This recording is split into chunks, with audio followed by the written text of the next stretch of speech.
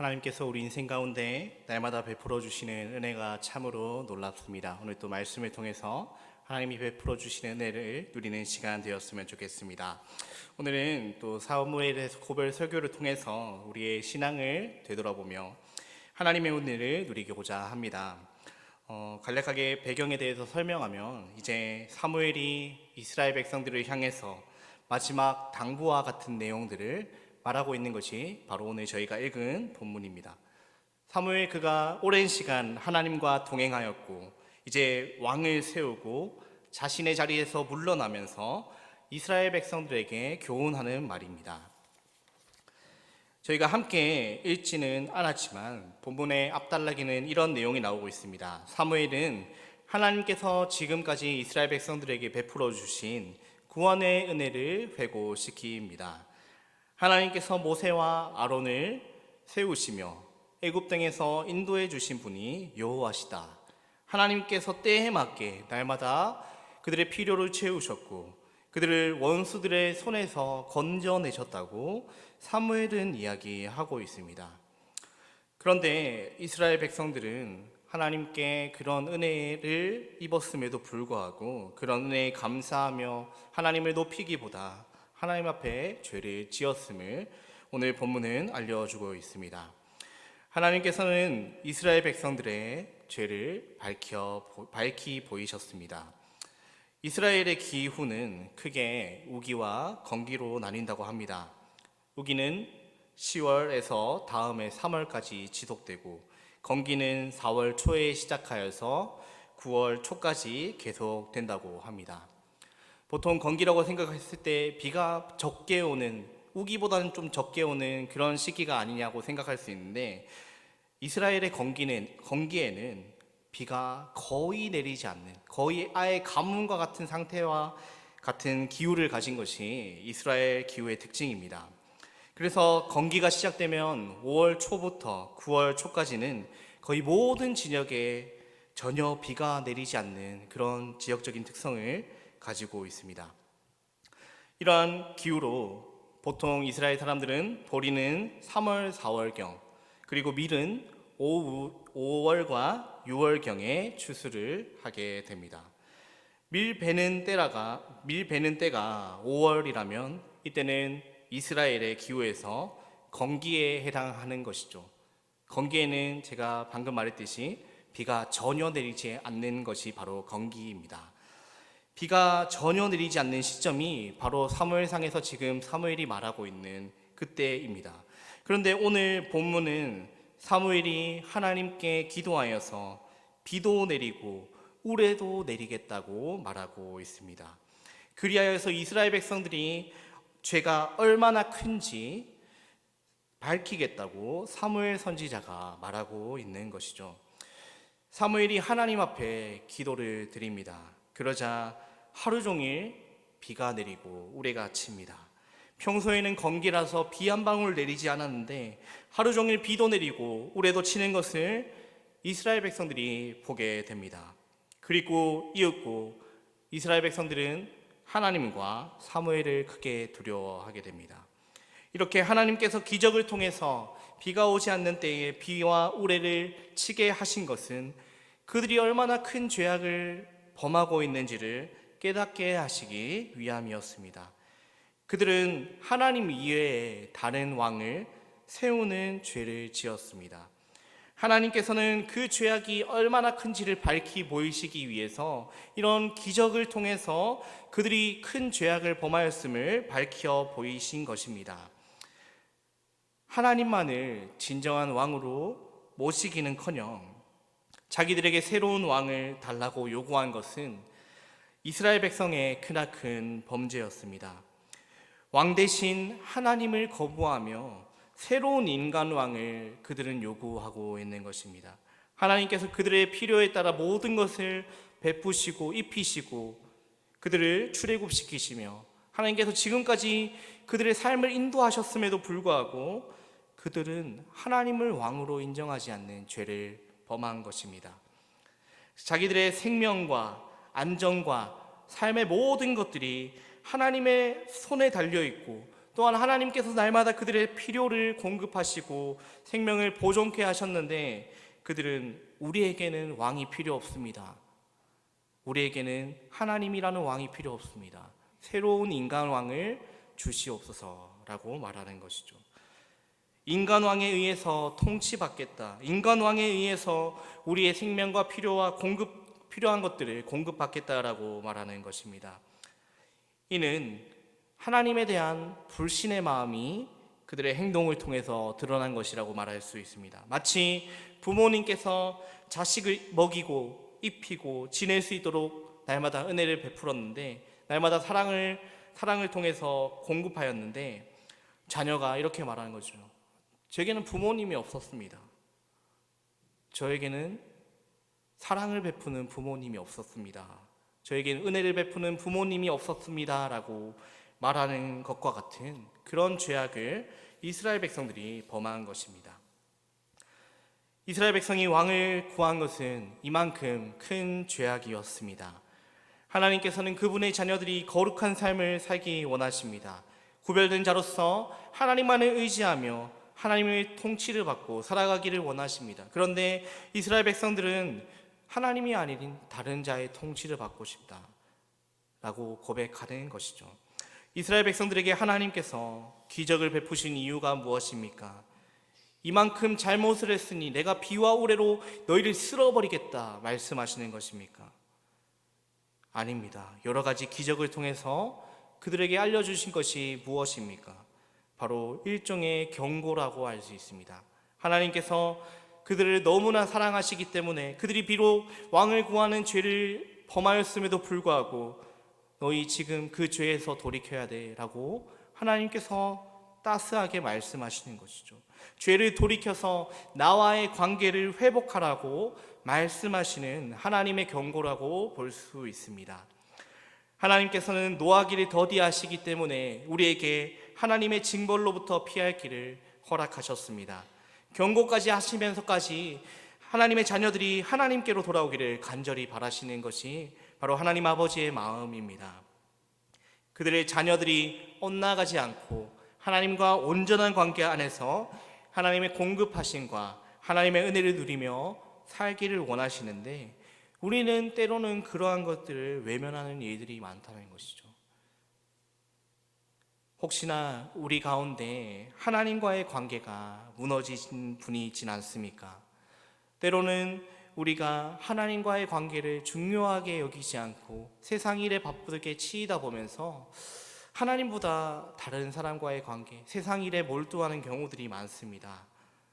혹여나 우리가 그런 시점을 지금 보내고 있지는 않습니까? 하나님께서는 이스라엘 백성들의 죄악을 깨닫게 하시기 위해서 우레와 비를 보내신 것처럼 하나님께서는 우리들의 죄악을 깨닫게 하시기 위해 우리 가운데 보내신 사인은 없는지 우리는 잘 살펴보아야 할 것입니다. 우리 삶에 벌어지고 있는 문제들과 고통과 어려움이 혹시 죄악으로 인해 하나님께서 돌이키라고 경고하시는 주님의 사인은 아닌지 구별해야 할 것입니다. 만일 그와 같은 깨달음을 얻게 된다면 우리는 그 즉시 하나님 앞에 회개하고 주님께 돌아와야 합니다. 회개는 하나님과의 관계를 회복하기 위한 가장 빠른 길이라고 말할 수 있습니다. 오늘 본문 19절 말씀에는 이런 말씀이 있습니다. 모든 백성이 사무엘에게 이르되 당신의 종들을 위하여 당신의 하나님 여호와께 기도하여 우리가 죽지 않게 하소서. 우리가 우리의 모든 죄에 왕을 구하는 악을 더하였나이다 라고 말하고 있습니다. 우리는 인생을 살아가면서 참 많은 관계들을 맺고 살아갑니다. 친구와의 관계, 혹은 직장에서의 관계, 가족과의 관계. 우리 인생에서 어떤 사람과의 관계는 뗄래야 뗄 수 없는 것입니다. 그런데 그 중에 우리가 가장 중요하게 여겨야 될 것은 바로 하나님과의 관계라고 말할 수 있을 것입니다. 여러분들의 관계는 건강하십니까? 죄악은 하나님과의 관계를 단절시키는 장벽과 같습니다. 소통하지 못하게 만드는, 하나님의 은혜를 누리지 못하도록 만드는 장벽이죠. 이러한 장벽이 있음을 우리가 깨달았다면 우리는 그 즉시 관계를 회복시키기 위해서 그 장벽을 없애야 할 것입니다. 그 장벽을 없애는 것이 바로 우리가 하는 회개입니다. 하나님과의 관계를 회복시키는 그 가장 빠른 길이 그렇기 때문에 회개라고 말할 수 있습니다. 이스라엘 백성들이 하나님께서 베푸신 기적, 곧 그들을 향한 진노의 징조를 보고 두려워하면서 하나님 앞에 그들의 죄악들을 회개하고 있습니다. 그리고 사무엘에게 자신들을 위해서 이렇게 요청합니다. 여호와께 기도하여서 죽음에서 우리를 구원해 주시옵소서. 또한 백성들이 모든 죄에 왕을 구하는 악을 더하였다고 자신의 죄악을 지금 이 시간 고백하고 있습니다. 그러한 백성들의 고백을 듣고 사무엘은 20절에서 즉시 두려워하지 말라며 오히려 그들을 위로하고 격려합니다. 이를 통해서 하나님께서 이스라엘 백성들이 그들의 죄악을 고백하고 그들이 회개할 때 용서하시는 분이심을 시사해 줍니다. 노하기를 더디하시며 사랑과 긍휼이 풍성하신 아버지 하나님은 우리가 죄를 돌이킬 때 그 즉시 우리의 죄를 용서해 주시는 분이십니다. 회개는 우리가 우리의 죄를 해결받을 수 있는 가장 빠른 길이며 유일한 길입니다. 다윗이 죄를 범한 후에 그가 한 고백을 시편에서 찾아볼 수 있습니다. 시편 32편 3절과 4절 말씀을 보시면 내가 입을 열지 아니할 때 종의 신음함으로 내 뼈가 쇠하였도다. 주의 손이 주야로 나를 누르시오니 내 진액이 빠져서 여름 가뭄의 마름같이 되었나이다.